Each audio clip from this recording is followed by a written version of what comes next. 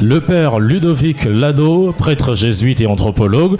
Au Cameroun, il est connu pourtant comme étant un dissident au régime actuel et une voix qui dénonce les injustices du gouvernement. D'ailleurs, il évoque des questions très graves avec une voix bien douce et des réponses suffisamment pertinentes. Bonjour, mon père, et bienvenue. Bonjour à tous les auditeurs. Alors, vous êtes considéré comme l'un des opposants les plus farouches au régime de Paul Biya. Est-ce que c'est justement une perception qui va au réel?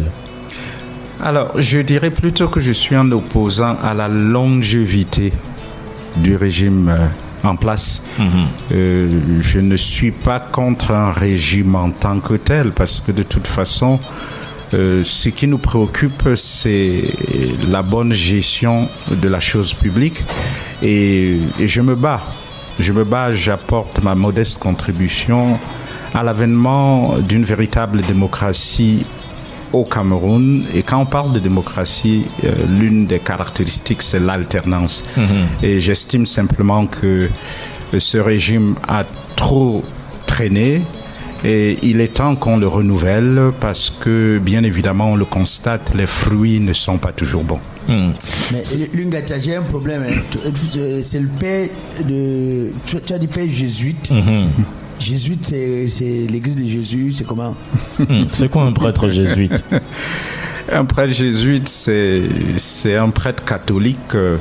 comme tous ceux qu'on connaît dans l'Église catholique, mais qui fait partie de la Compagnie de Jésus, qui est une des congrégations religieuses au sein de l'Église catholique, mais c'est la même Église.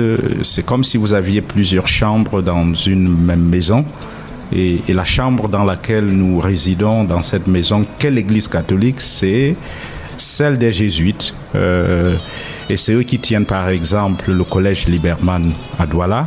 Et ils travaillent aussi à l'Université catholique d'Afrique centrale à Yaoundé, à la faculté de sciences sociales et de gestion. Donc ils sont présents au Cameroun depuis ça fait déjà plusieurs décennies. Oui. Mais en quoi un prêtre jésuite est différent d'un prêtre tout court?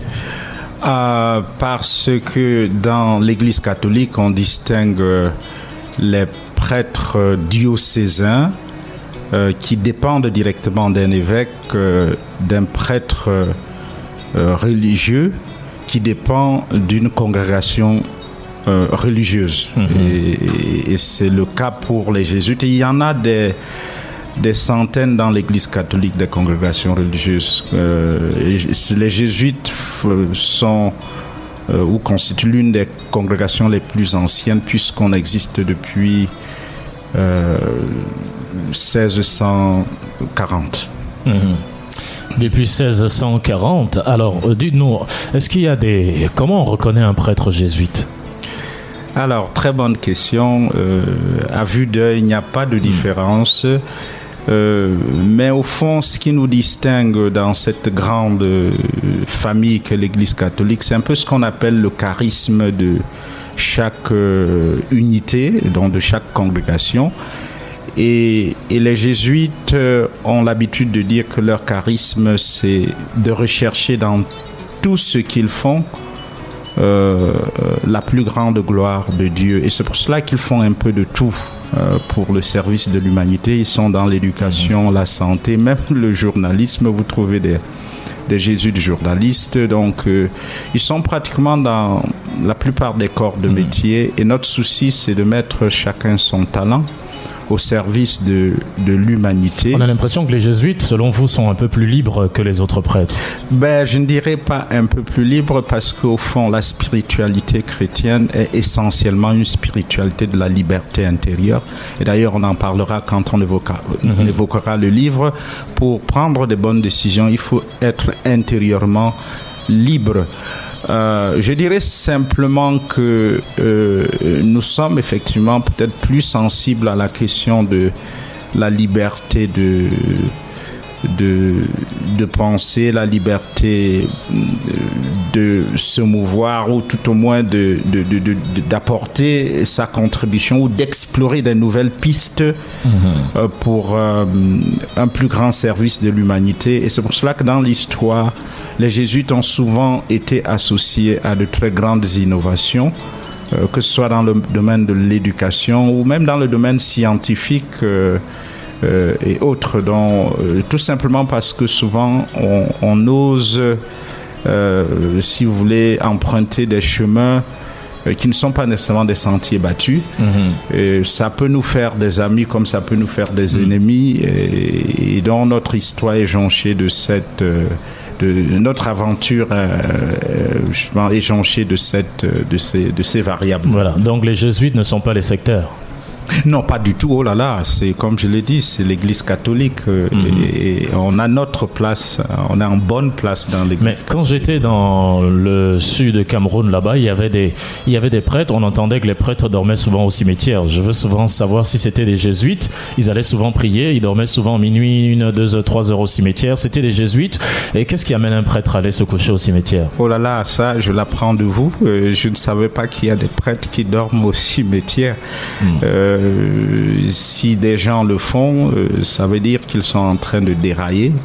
Il n'y a rien dans la spiritualité d'un prêtre dans l'Église catholique qui nous demande de dormir au cimetière. Non, pas du tout. Si quelqu'un le fait et qu'il est prêtre catholique, c'est qu'il y a quelque chose qui ne va pas. Alors, Père Ludovic Lado, vous êtes écrivain, auteur de plus de 5 ouvrages. Le dernier, d'ailleurs, est coécrit. Comment prendre une bonne décision? Guide de discernement spirituel dans la vie quotidienne.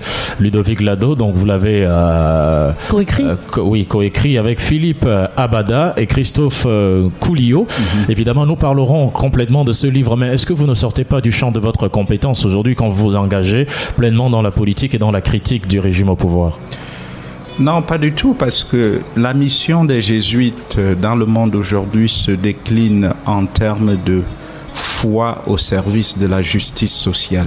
Et donc, tout ce que je fais, c'est, quand je prends une posture critique par rapport à la gestion de la chose publique au Cameroun, je suis dans mon rôle, j'essaye de mettre ma foi au service de la justice sociale. Parce que vous savez, la justice sociale se définit comme la répartition équitable du bien commun. Alors quand on peut se poser la question de savoir si au Cameroun aujourd'hui le bien commun est équitablement reparti, je ne le crois pas. Et c'est ce que nous essayons de dire, de dénoncer, c'est que ce pays se porterait beaucoup mieux si le bien commun n'était pas pris en otage par un petit clan aux dépens, n'est-ce pas, de la veuve et de l'orphelin. La majorité des Camerounais, la plupart des Camerounais, ils n'ont ni argent, ni relation, ni pouvoir pour se faire justice. Et donc ils sont à la merci d'une minorité qui a pris en otage les richesses de ce pays. Et justement, nous prêtons notre voix à ceux qui se battent pour que le bien public soit mieux géré dans ce pays pour le bien de tout le monde. Et depuis que vous formulez ces critiques envers l'autorité en place, est-ce que vous croyez que ça a changé quelque chose, ça a amélioré quelque chose? Bonne question. On aurait pu se taire, mais est-ce que c'est la solution? Il faut choisir parfois entre se taire et se dire à quoi ça sert de parler. Vous savez, dans le jargon chrétien, on a ce qu'on appelle la voix qui crie dans le désert. Et souvent, cette voix-là, bien évidemment, n'est pas toujours entendue, mais elle est faite pour crier, pour que même ceux qui s'égarent au moins l'entendent. Et c'est ce que nous essayons de continuer à faire dans la société d'aujourd'hui. C'est d'être peut-être la voix qui crie dans le désert, mais en espérant qu'un jour elle sera écoutée par ceux qui ont le pouvoir justement de décider, le leadership, parce qu'ils ont la responsabilité devant Dieu de dispenser la justice sociale. Donc peut-être les choses ne changent pas au rythme que nous le souhaitons, mais nous restons dans notre rôle, celui de dénoncer ce qui ne va pas et d'ailleurs aussi de collaborer avec ceux qui le souhaitent. J'ai pas mal de contacts avec la société civile et aussi les leaders de partis politiques et très souvent on réfléchit sur qu'est-ce qu'on peut faire ensemble pour que la fédération de nos efforts et aboutissent au changement et à l'alternance. Exactement. Mais est-ce que vous avez peut-être une solution avec vous, puisque vous êtes prêtre, c'est-à-dire que vous avez des fidèles à qui vous pouvez conseiller, par exemple, d'aller voter l'opposition. Est-ce que c'est ce que vous faites? Alors, le rôle d'un prêtre, c'est pas de conseiller aux chrétiens de voter pour X ou pour Y. Mais vous les influencez à travers vos positions. Oui, on influence dans la mesure où on leur dit c'est à vous de discerner les différents programmes de société et voter pour le programme de société qui contribue à promouvoir la justice sociale. Et c'est pour cela que nous sensibilisons les responsables de partis à bien ficeler leur programme de société pour que chacun en conscience, n'est-ce pas, discerne le programme qui sert le mieux l'intérêt, le programme qui sert le mieux l'intérêt commun et s'oriente vers là. C'est pas le rôle de l'Église de dire votez pour X et pour Y. Alors comme je l'ai dit, au fond, si j'ai une posture critique à l'égard du régime en place, c'est parce qu'il a verrouillé les règles du jeu. Si le jeu électoral et même, je dis, politique devient transparent, bien évidemment, tous sont appelés à concourir, y compris ceux qui sont au pouvoir actuellement. On n'est pas là pour exclure qui que ce soit, mais il faut à la base que le jeu soit transparent et équitable pour tout le monde. Or là, on a l'impression que tout est verrouillé. Mais comment peut-on verrouiller pour reproduire le même système? Mais comment peut-on verrouiller alors qu'on parle de démocratie? Mais c'est ça qu'on ne comprend pas. Bien évidemment, dans un pays comme le nôtre, on ne comprend pas pourquoi est-ce que on peut pas faire une élection à 2 tours. Pourquoi est-ce que on ne peut pas avoir un code électoral consensuel. Je pense que dans les démocraties qui sont éprouvées, et on pourrait dire approuvées, il y a des pratiques desquelles on peut s'inspirer, mais dans notre pays, on se rend compte qu'on fait tout justement pour que le système qui est en place se reproduise. Si ce système en réalité servait les intérêts du peuple camerounais, on s'en plaindrait peut-être pas trop. Mais je sais pas, je rencontre peu de Camerounais aujourd'hui qui sont contents de la manière dont leur pays est géré. Et c'est pour cela qu'on veut que le jeu politique s'ouvre de nouveau pour que les Camerounais choisissent véritablement celui ou celle qu'ils veulent voir à la tête de ce pays. J'ai pas l'impression que le dispositif actuel le permet. Alors, quand je vous entends un peu, permettez-moi tout de même de dire que j'entends un peu Monsieur le cardinal Christian Toumi. Est-ce qu'il vous soutient? Est-ce que toute l'Église catholique est derrière vous? On peut croire que toute l'Église catholique est derrière vous et vous accompagne dans la stratégie qui vise à renverser le régime. Non, nous ne sommes pas là pour renverser le régime. C'est pas de toute façon. Mais vous appelez l'alternance de tous vos voeux. Oui, bien évidemment. Quand j'appelle à l'alternance, c'est parce que je suis convaincu aujourd'hui, parce que je cause avec les Camerounais, que s'il y a une élection transparente, beaucoup voudraient un renouvellement de l'apparatus politique. Et quand on leur donne cette chance-là, j'ai pas l'impression... Et donc, quand vous demandez si toute l'Église me soutient, non, pas du tout. Et d'ailleurs, je ne prétends pas parler au nom de toute l'Église catholique au Cameroun. C'est mon point de vue en tant que prêtre, en tant que citoyen de ce pays. Mais c'est indétachable de votre ministère. Et c'est indétachable parce que je le considère comme étant le prolongement de ma mission de prêtre. Mais le prêtre comme individu, bien évidemment, représente à son niveau l'Église officielle, mais je ne suis pas la voix officielle de l'Église catholique. Et donc, c'est pour dire que, bien évidemment, la trajectoire des évêques comme Monseigneur, le cardinal Toumi, c'est des trajectoires qui m'inspirent et j'ai eu l'occasion de discuter plus d'une fois avec lui sur certaines de ces questions qui touchent à l'avenir de notre pays. Mais il y a beaucoup d'autres évêques aussi qui m'inspire sur ces questions, mais je ne parle pas au nom de l'Église catholique du Cameroun, même si j'aurais souhaité que mon Église prenne un peu plus parole ou se prononce un peu plus sur l'avenir de notre pays et ce qu'elle peut apporter, parce que, encore une fois, l'actualité montre que ce pays ne se porte pas bien. Mais mon père, on a reçu Joseph-Antoine Bell il y a quelques jours qui nous disait qu'effectivement, l'alternance est possible, mais pas obligatoire. Mais rien n'est obligatoire, bien évidemment. Rien n'est obligatoire. Mais l'expérience, pourquoi est-ce que les grandes démocraties pratiquent l'alternance? Ils ont une plus longue expérience que nous. Et je ne vois pas quel intérêt on a à s'éterniser au pouvoir.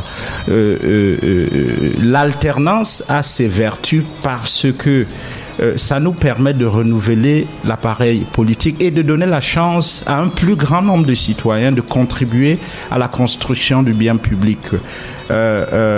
Et en réalité, si on ouvrait le jeu démocratique et que le peuple décidait de renouveler le même parti politique au pouvoir au fil des années, il n'y aurait pas de problème. Donc c'est pour cela qu'on souhaite que le jeu soit ouvert. On a un auditeur qui dit il veut l'alternance ou le changement à la tête du régime. Et il poursuit en disant est-ce qu'il y a alternance au Vatican? Pourquoi c'est au Cameroun que vous le voulez? Il ne faut pas mélanger les pédales. Le Vatican, c'est l'Église. Et l'État camerounais, c'est la chose publique. Quand on parle de l'Église, on entre déjà dans le privé. Parce que si on parle des questions de foi, la foi, l'Église et autres relèvent de ce qu'on appelle les corps intermédiaires, plutôt de la société civile. Alors quand on parle du Cameroun, c'est un État. Et l'État doit... Le Vatican ne rencontre rien qu'aux chrétiens. L'État camerounais rencontre à tous les Camerounais, indistinctement. Et donc, par conséquent, on ne peut pas comparer le mode de succession au Vatican au mode de succession ou bien de renouvellement ou d'alternance au sein d'un État comme le Cameroun. Surtout que nous nous autoproclamons démocratiques. Le Vatican est-il un État ? Mais bien évidemment, c'est un État, mais c'est un État qui a un statut tout à fait particulier parce que c'est le plus petit État du monde. Et on a donné cette prérogative au Vatican tout simplement pour faciliter, et c'est là une longue histoire des relations entre l'Église et l'État. Vous savez qu'à une époque, l'Église et l'État, c'était la même chose au Moyen-Âge, mais après la Révolution française et autres, il y a eu la séparation Église-État. C'est pour cela qu'on parle de l'État, de l'État séculier ou de l'État laïque. Et tous les États aujourd'hui, en dehors du Vatican, sont des États laïques. Ça veut dire qu'ils ne sont pas au service d'un agenda religieux en particulier, mais au service de toutes les populations, quelle que soit leur appartenance religieuse. Et donc c'est pour cela que je dis que comparaison n'est pas raison. On ne peut pas... Et le Vatican ne s'est jamais déclaré État démocratique parce qu'il a ses traditions, alors que le Cameroun se déclare État démocratique. Ça veut dire qu'il y a la possibilité de renouveler la classe politique à travers des élections. Voilà. Alors, mais il faut quand même dire que moi, j'ai déjà vu 3 papes. Oui. J'ai vu le pape le pape Jean-Paul II. Jean-Paul II, oui. Voilà. J'ai vu l'avant-dernier pape qui a démissionné. Le pape Benoît XVI. Le pape Benoît XVI. Oui. Et j'ai vu cet autre pape. Donc, voilà, le pape François. Donc voilà. Bon, alors que j'ai vu. Et donc vous pouvez dire qu'il y a eu alternance. Il y a eu alternance. Même si, et encore que l'alternance à la tête de l'Église catholique, c'est vrai, ils ont démissionné. Le pape Benoît XVI a démissionné parce qu'il se sentait plus la force de l'âge. C'est ce qu'on conseille au président Paul Biya. On croit qu'à son âge, il faut qu'il se repose, qu'il laisse la place à un plus jeune. On n'a rien contre lui. Il se sent encore fort. Ben, c'est lui qui le dit. La preuve, c'est qu'on ne l'a pas vu, ça fait des mois maintenant. Est-ce qu'il est un peu lié par les chaînes, selon vous? Je crois qu'il a un entourage qui ne lui rend pas service. Et donc, il devrait s'en rendre compte. Quand on a atteint cet âge à la tête d'une institution et qu'on n'a plus nécessairement la vigueur de toutes ses facultés, eh bien, ceux qui vous entourent, ils vous utilisent pour leurs propres intérêts. Et je crois qu'on en est là au Cameroun aujourd'hui. Pourtant, c'est pour dire qu'il est plus fort que jamais. C'est même maintenant qu'il a la sagesse. Parce qu'à l'époque, on n'avait que la force physique. Mais là, il a maintenant la sagesse qui est mélangée dans la force physique. Il peut mieux servir le Cameroun maintenant que par le passé. Oui, mais on veut le voir à l'œuvre. C'est pour cela. Je ne l'ai jamais vu aller dans le... Il signe les décrets. Oui, nous l'avons jamais vu aller dans le nord-ouest et le sud-ouest. Ça fait 4 ans que ça dure. Comment on peut être leader et vous avez une portion de votre nation qui est en train de brûler. Mais la zone est dangereuse. Comment vous voulez envoyer le chef de l'État dans une zone dangereuse? Oui, mais la zone est devenue dangereuse, mais n'a pas commencé avec le danger. Vous savez très bien que c'est plusieurs mois après le début de la crise anglophone que la phase armée a bien démarré. Or, dans toutes les autres grandes démocraties du monde, dès qu'il y a une étincelle, le lendemain, le leader est sur place pour constater de lui-même et dialoguer avec les gens. Or, je crois que le président est fatigué, ne nous faisons pas d'illusions. À cet âge-là, on ne peut pas avoir toutes ses facultés comme si l'on avait 50 ans. Cessons de nous mentir à nous-mêmes. C'est pour cela que je pense que dire que le président doit céder la place à quelqu'un de plus vigoureux à travers un dispositif électoral plus équitable et plus transparent, ce n'est pas avoir quelque chose contre le président, simplement de dire faisons jouer la démocratie camerounaise et puis les Camerounais pourront renouveler leur classe politique. Donc voilà. Mais si je comprends bien, pour vous au moins le président est vivant, il est seulement fatigué parce que pour certains il n'est plus là. Je ne sais pas s'il est vivant ou s'il est mort. De toute façon, je ne l'ai pas vu, ça fait des mois. Il est bien sorti le 19 mai. On a vu... Pour s'adresser au peuple. Oui, mais pourquoi est-ce que le président doit procéder par apparition? Pourquoi on ne le verrait pas plus souvent? Le leadership, c'est aussi la visibilité du leader. On peut pas gouverner par, si vous voulez, par procuration ou bien en se cachant. Non, il faut se montrer, prendre les devants, donner des orientations. Maintenant, on constate que c'est par personne interposée que ce pays est dirigé et ce type de leadership ne nous convient plus aujourd'hui. On parle de votre livre dans un petit moment. La question de Boris depuis l'Italie. Question au Père Lado, pourquoi tous les prêtres jésuites sont des intellectuels de très haut niveau, professeurs d'université, scientifiques, etc. Et je rappelle que vous aussi, vous avez un grand doctorat en anthropologie obtenu à Oxford en Angleterre. Oui, c'est pas tous les jésuites qui sont des grands universitaires et ont des doctorats. Non. Bien évidemment, chez nous, on met un accent particulier sur la formation intellectuelle du prêtre, parce qu'on sait qu'il a affaire à une société en constante mutation. Et donc, il faut être capable de relever les défis du monde actuel. Et par conséquent, on met le paquet pour que la formation intellectuelle du jésuite soit au point. Mais tous ne vont pas jusqu'au doctorat. C'est ceux qu'on destine à l'enseignement supérieur qui vont jusqu'au doctorat, et ça se comprend. Mais je reconnais que dans notre cursus de formation, parce qu'on fait après le bac, il faut faire au moins 12, 13, 14, 15 ans pour devenir jésuite. Et donc, ça fait qu'on a du temps pour mûrir intellectuellement, mais aussi spirituellement. Et donc c'est pour cela qu'on trouve les jésuites pratiquement dans tous les domaines dans tous les domaines professionnels. Est-ce qu'avec cet amas de connaissances évidemment livresques, culturelles, spirituelles, est-ce que finalement vous ne vous positionnez pas contre la véritable parole de Dieu?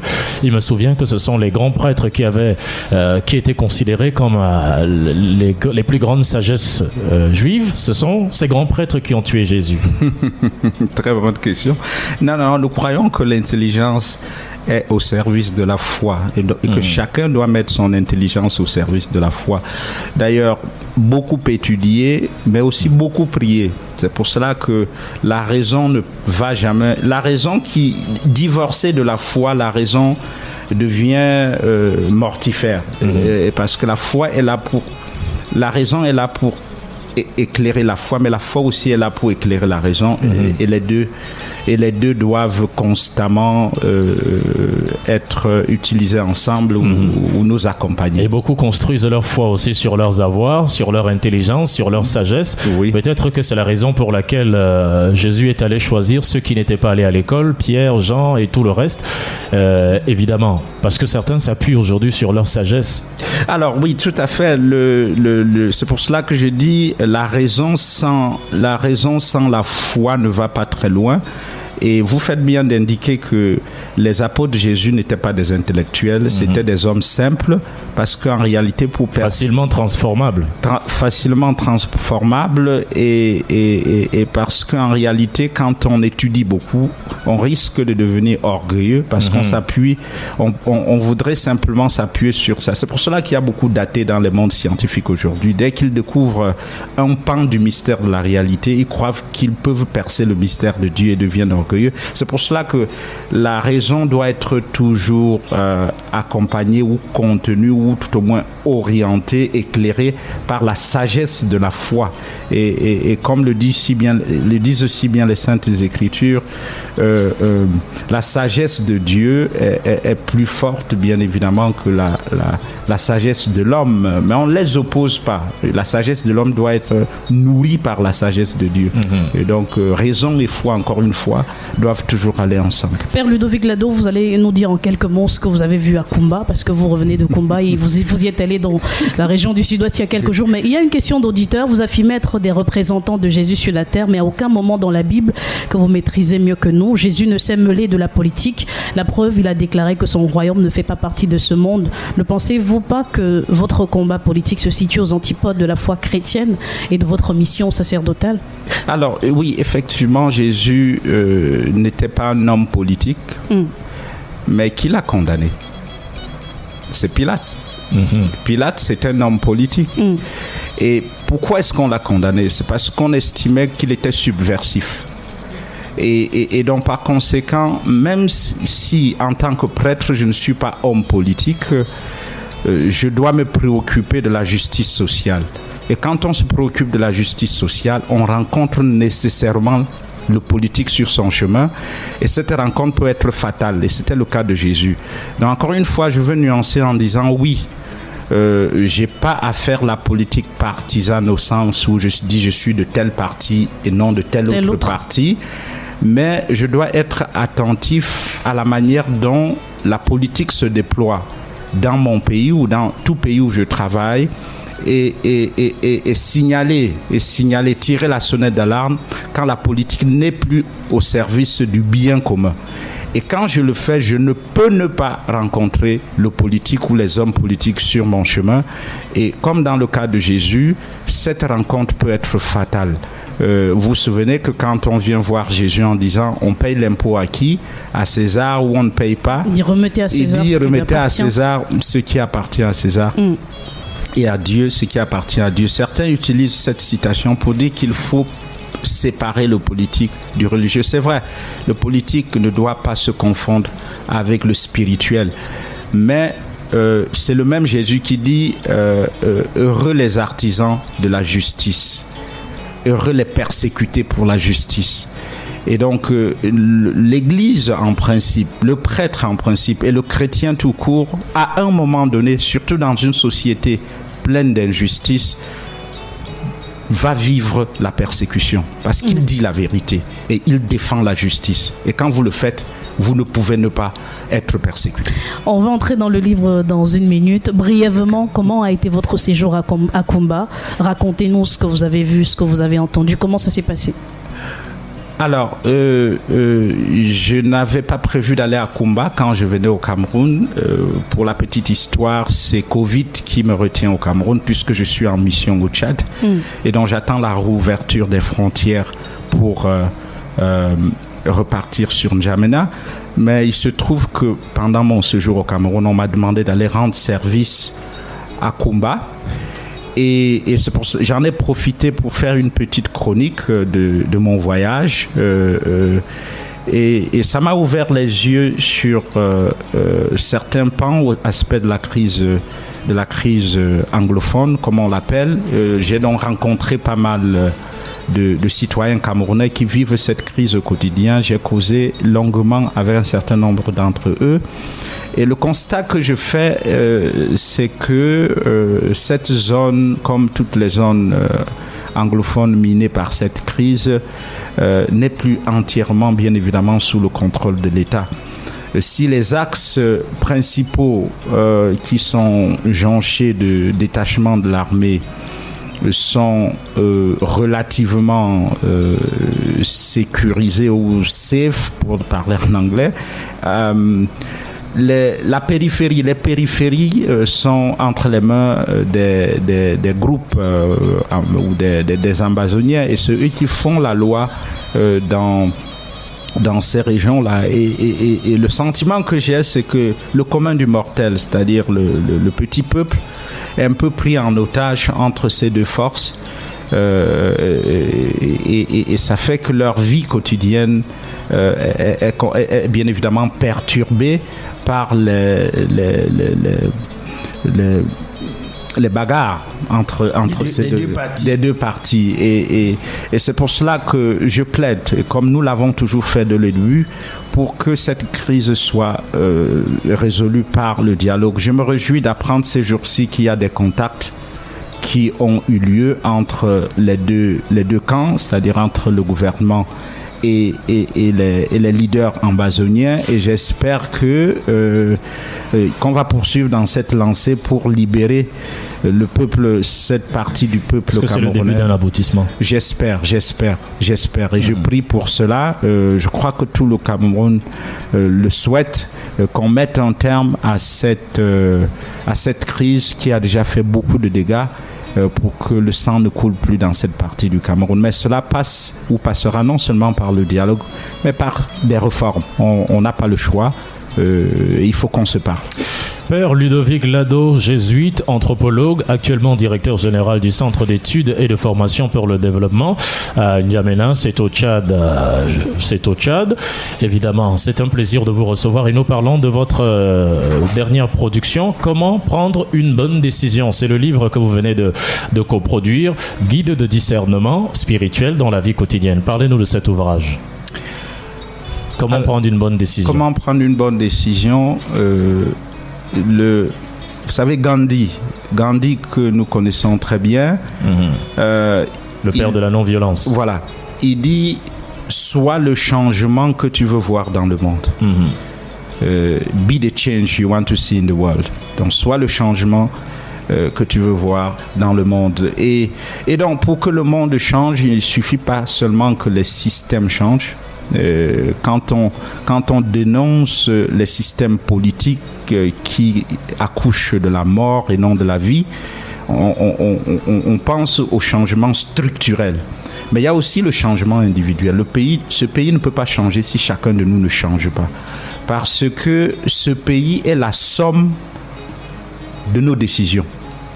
Et si elles sont bien prises, et quand je dis décisions, c'est aussi bien de ceux qui nous dirigent que de nous autres.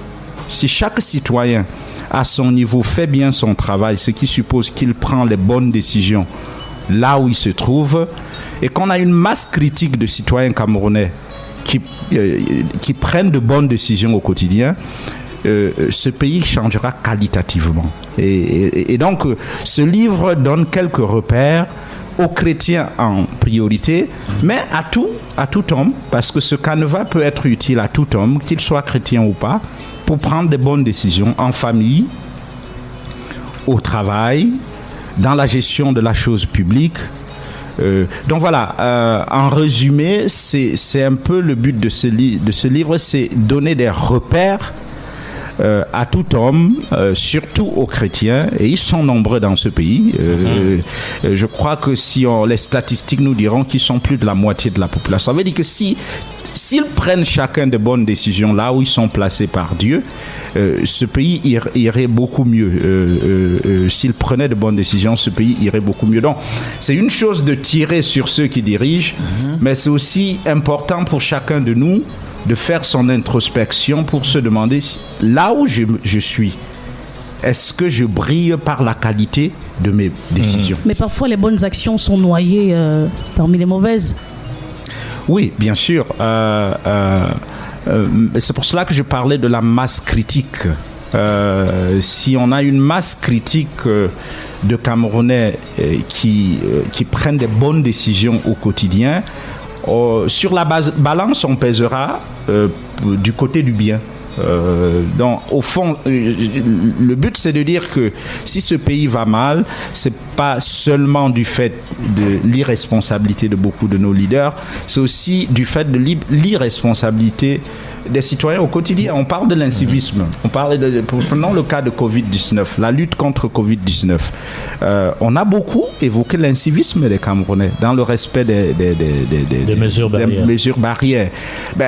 Même si vous avez le meilleur gouvernement du monde et que les citoyens ne respectent pas ou ne prennent pas de bonnes décisions, n'ont pas de bonnes attitudes, ce gouvernement ne fera pas de miracle pour que le pays aille mieux. Moi, je voudrais savoir comment, parce que dit que prendre des bonnes décisions, c'est une chose. Est-ce que dès qu'on ouvre le livre et qu'on l'a lu, on prend directement des bonnes décisions, ou alors lorsqu'on est face à une situation, qu'est-ce qu'on devrait faire? Est-ce qu'on a des questions à se poser pour prendre la bonne décision? Comment on fait pour prendre une bonne décision? Voilà, et donc dans le livre, nous parlons des 3D. Les 3D du discernement. Et ce sont ces 3D qui nous mettent sur la voie qui mène à une bonne décision. Et les 3D, c'est quoi? Distinguer, délibérer et décider. Et on aurait pu ajouter 3DC parce que le dernier volet, c'est la confirmation.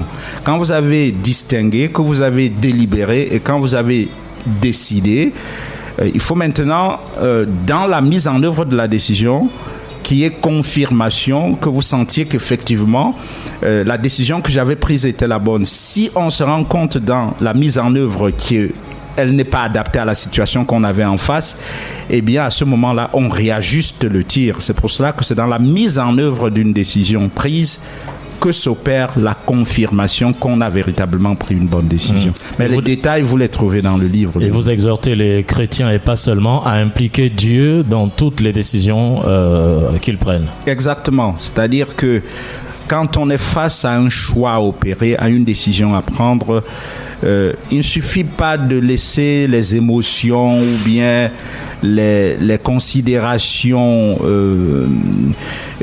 pas très, à la limite pas très chrétiennes, guider notre... Par exemple, si vous avez à recruter quelqu'un, si vous êtes un agent de recrutement et que vous avez plusieurs candidats devant vous, la question c'est: quel est le meilleur candidat pour ma boîte?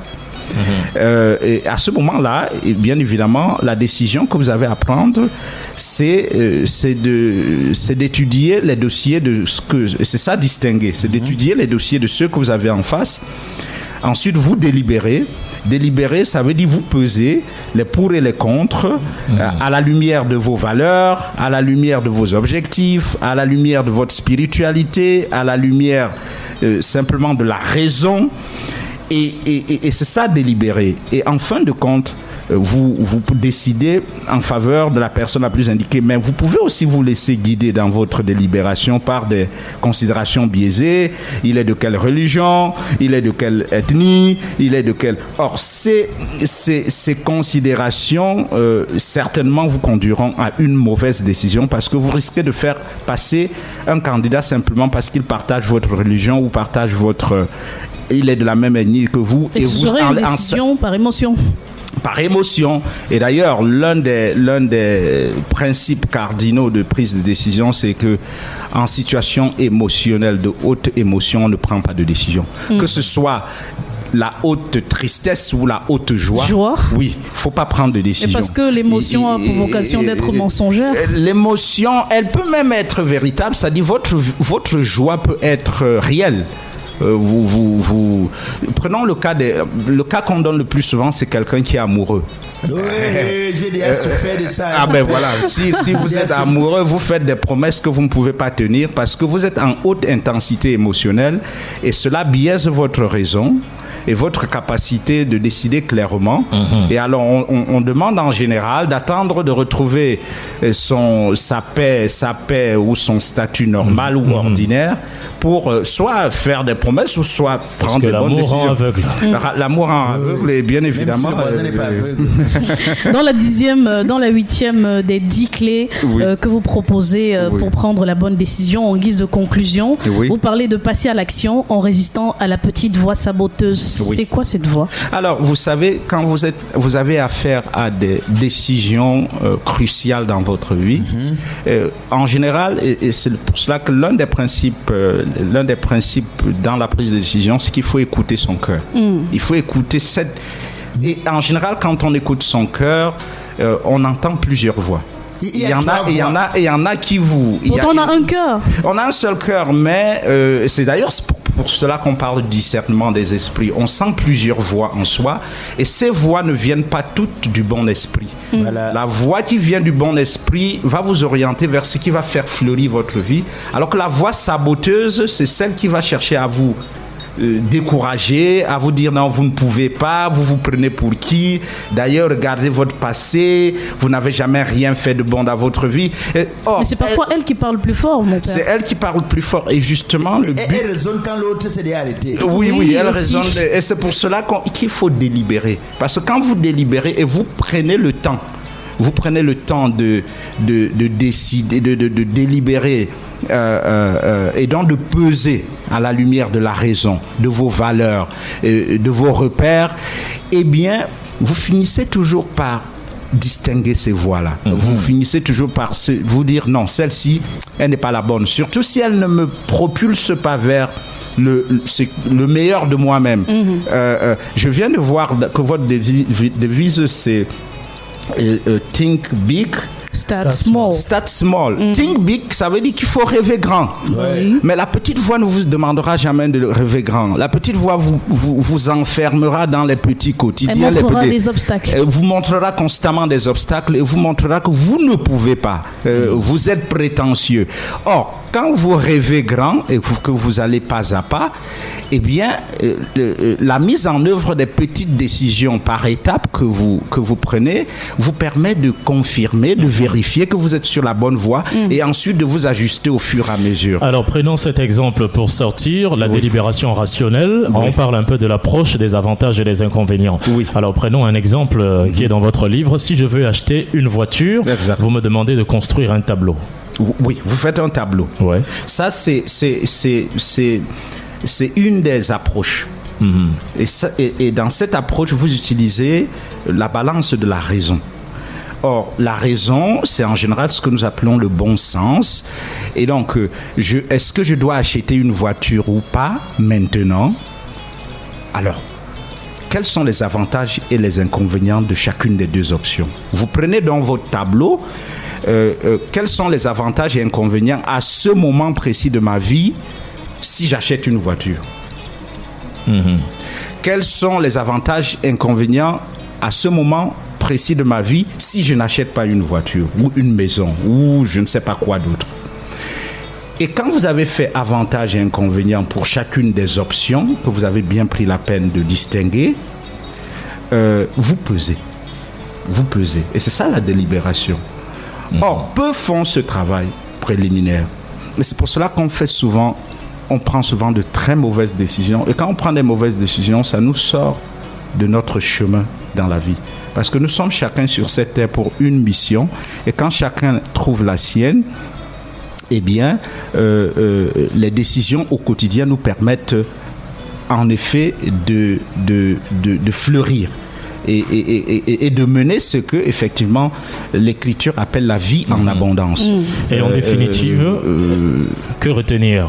Justement, en définitive, que dites-vous donc aux jeunes, à tous ceux qui vous écoutent maintenant et qui prennent souvent des décisions sur le coup de l'émotion sans rationnellement éprouver les décisions ou les résolutions qui sont prises? Souvent, des résolutions, c'est pour contenter les autres parce que nous sommes dans un monde où les gens vivent par mimétisme. J'ai mon frère qui a déjà une voiture, il faut que j'achète aussi une voiture.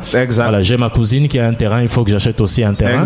Voilà. Que dites-vous? Mon ami soit avait une fibrine, moi aussi me fais. Voilà. C'est autant de... Le prêtre jésuite reçoit beaucoup de fidèles qui lui donnent les cadeaux. Il faut que je devienne aussi prêtre jésuite. Exactement. Non, mais je suis d'accord avec vous. Tu vois, le prêtre là, c'était les femmes. À ce moment, c'est un prêtre déguisé. Ah, mais oui, on ne le souhaite pas pour un prêtre. Parce qu'il a été conduit par les privilèges. Mais exactement, si on se laisse motiver dans ses prises de décision par des fausses raisons, eh bien, on sort de son trajet de vie. Parce qu'en fait, les gens ne comprennent pas que chacun doit mener sa vie. Si vous cherchez maintenant à mener la vie de l'autre, vous ne serez plus vous-même. Et c'est pour cela qu'en fin de compte, je dis ceci, souvent, quand on a des bonnes décisions, quand on a des décisions à prendre, on va voir les autres et on dit, mais qu'auriez-vous fait à ma place? Mais la personne ne peut jamais se mettre à votre place. À la limite, la personne peut vous conseiller. Mais en fin de compte, la décision doit venir de votre cœur. Et quand elle vient du plus profond de vous-même, après avoir pris le temps de réfléchir, de prier, de méditer, et ça demande parfois même que l'on prenne des moments de silence, intérieur et extérieur, pour que cette voix qui en fait est la voix de Dieu en nous, que nous puissions véritablement l'écouter. Et parce que nous vivons dans un monde qui a beaucoup de bruit. Le téléphone, la télévision, Internet, les réseaux sociaux, et du coup il y a beaucoup de bruit extérieur, mais aussi beaucoup de bruit intérieur. Et ça fait que on n'a pas le recul nécessaire pour prendre des décisions importantes à des moments clés de notre vie. Et comme vous le savez, vous ratez une décision à un moment clé de votre vie, ça vous prendra des années pour revenir ou pour faire marche arrière et vous remettre sur la trajectoire qui est censée être la vôtre dans la vie. Et c'est pour cela que je recommande ce livre surtout aux jeunes adolescents, mais aussi aux jeunes adultes, parce que c'est à ce moment-là de la vie qu'on prend des décisions cruciales qui déterminent l'avenir de notre vie. Et il coûte combien? Où le trouver, mon père? Alors, il coûte 3000 francs et on le trouve à la librairie Baba Simon au niveau de la cathédrale.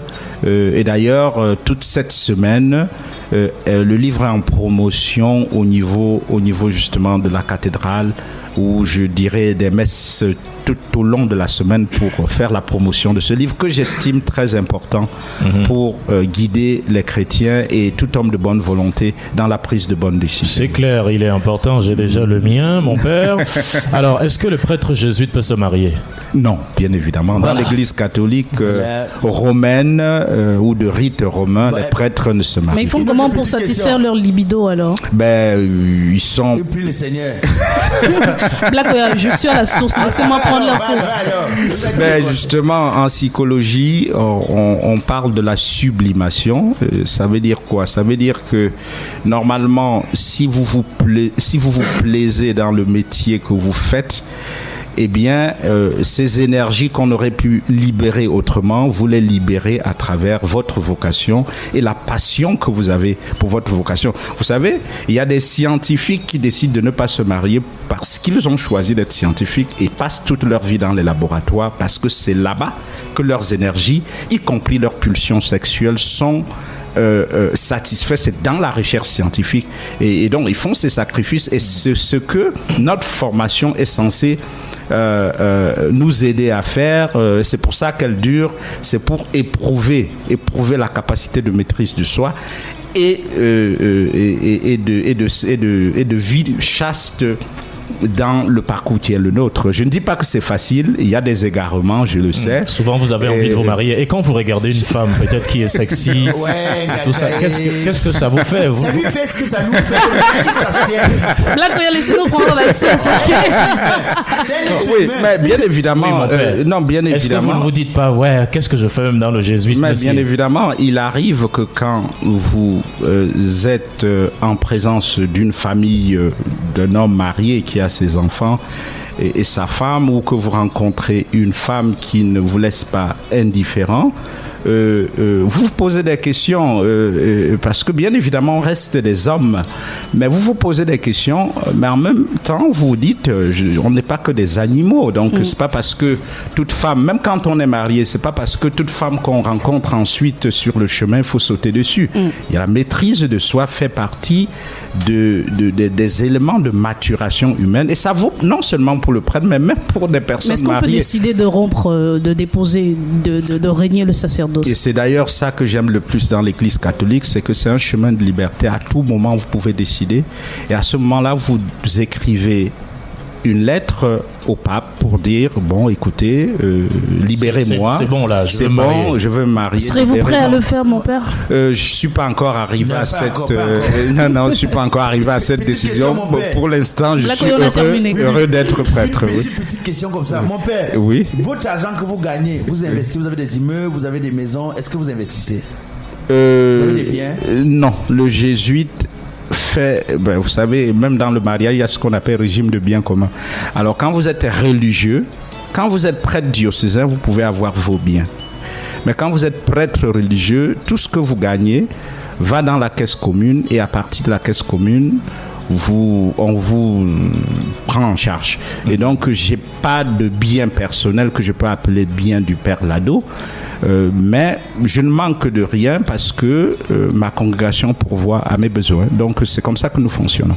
Merci beaucoup, Père Ludovic Lado, Père jésuite, anthropologue, auteur. Et je rappelle que votre livre vient de paraître. Comment prendre une bonne décision? C'est à retrouver justement dans les éditions Veritas au niveau de la cathédrale. Vous pouvez retrouver ce livre. Il est en promo. Il coûte 3000 francs CFA. Merci énormément, docteur, d'être venu sur ABK Radio. Merci beaucoup. C'est moi qui vous remercie et très bonne journée à tous les auditeurs.